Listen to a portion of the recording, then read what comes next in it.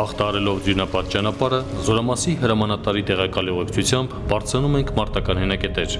Մեզ դիմավորում է դիրքի ավագ լեյտենանտ Վլադիմիր Հովակիմյանը։ Պարոն փոխգնդապետ, ջոկը իրականացնում է մարտական հերթապահություն ըստ հաստատված գրաֆիկի։ Իրադրությունը մնում է անփոփոխ։ Հակառակորդի կողմից հրադադարի խախտումներ տեղի չեն ունեցել։ Հենակետի ավագ լեյտենանտ Հովակիմյան։ Մարտական հենակետում հրամանատարի տեղակալը գոհունակությամբ արձանագրում է։ Դիրքի անձնակազմը միակամ է, հակառակորդի ցանկացած սադրանքին դիմագրավելուն պատրաստ։ Փոխգնդապետը նաև փոխանցում է Զորամասի հրամանատարի հրամանը, հաշվի առնելով հակառակորդի կողմից իրադրությունը սրելու միտումը, անցնել ուժեղացված ծառայության, անընդմեջ զեկուցել ընթացիկ իրադրության, արձանագրված շարժի եւ խախտումների մասին։ Այսօր մեր հայ զինվորը ունակ է իր առջև դրած բոլոր խնդիրները կատարել, պաշտպանել հայրենիքը, պաշտպանել Հայաստանի Հանրապետության սահմաններն ու եզրքները։ Բոլորը գիտակցում են իրենց առջև դրված խնդիրները, բոլորը գիտակցում են իրենց առջև դրված խնդիրների կարևորությունը։ Որոշ ժամանակ անց երկնակամարում վառվեցին առաջին աստղերը։ Փոխգնդապետ Եղիազարյանը վերադառնում է։ Մենք մնում ենք մարտական հենակետում տեղում հետևելու եւ ներկայացնելու համար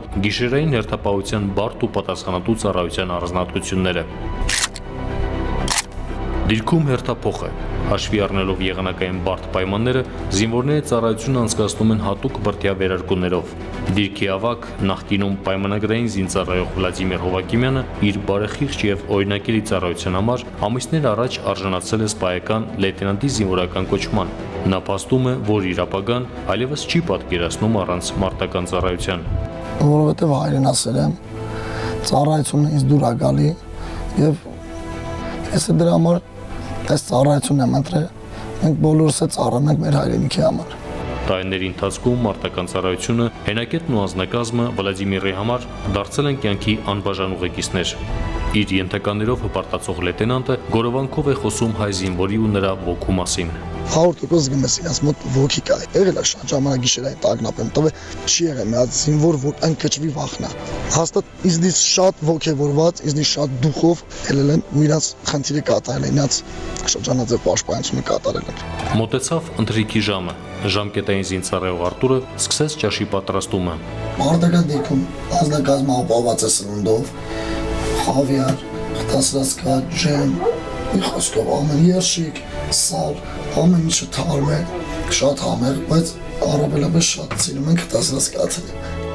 Ընթրիքին բոլորը, բացի մարտական ծառայություն իրականացնողներից, հավաքվում են սեղանի շուրջ։ Ամեն ինչ համեղ է եւ ախորժելի։ Րոպեներ անց սակայն հակառակորդը կրկին հիշեցնում է իր մասին, հերթական անգամ խախտելով հրադադարը եւ մարտական հենակետի ուղղությամբ արձակելով գրակոչներ։ Այդ մասին անմիջապես զեկուցվում է Զորամասի հրամկազմին, հատուկ ջերմատեսիլ սարքերի օգնությամբ լրացուցիչ անգամ դիտարկվում է սահմանագիծը։ Պարոն փոխգնդապետ, մեր հենակետի ուղղությամբ արձակվել է 3 գրակոց, վիրավորներ չկան։ Ծառայությունը անց ենք հասնում զգոն ուժեղացված դիրքի ավագ լեյտենանտ Հովակիմյան։ Շարունակելով ուժեղացված ծառայությունը, անձնակազմը անցնում է իր ամենօրյա պարտականությունների կատարմանը։ Օգտվելով մարտական հերթապահության հաջորդած ազատ ժամանակահատվածից, Շարքային Աբ รา համ Քեշիշյանը ձեռքն է առնում մատիտը ու փորձում ավարտին հասցնել անավարտ նկարը։ Կտորին Աստվածամայրն է ու փոքրիկ Հիսուսը։ Փոքրուց սիրել եմ նկարչությունը, զբաղվել եմ նկարչությամբ եւ ամեն անգամ մարտական դիրքեր ելնելուց ազատ ժամանակ զբաղվում եմ նկարչությամբ եւ ցանկանում եմ ամեն մարտական դիրքում որտեղ որ գտնվում եմ, թողնել գոնե մեկական նկար։ Գիշերը պատին կախված ժամացույցի սլաքները կարծես ծանրացած չեն ուզում առաջ ընթանալ։ Հերթափոխը հանձնած տղաները պարկել են քնելու, որպեսզի ժամեր անց նորից կանգնեն սահմանին։ Վլադիմիրը թերթում է 4 ամսական դստեր լուսանկարները։ Մարտական հենակետում երբ որ կանգնում ես նայում ես դեմդ հակառակորդն է, իսկ որ ես հետս նայում քո հողն ու ջուրն է, քո գյուղն է, քո ընտանիքն է, դա պարզա որ ավելի շատ է ոգևորում, որ ավելի զգոն լինես ու չթողես որ հակառակորդը թեկուզ մի մետր քո հողն ու ջուրը անցնի։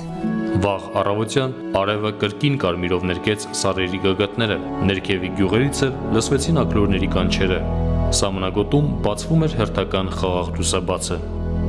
Ներսես Իվանյան, Վոլոդյա Տեր-Աստվածատրյան, Զինուշ։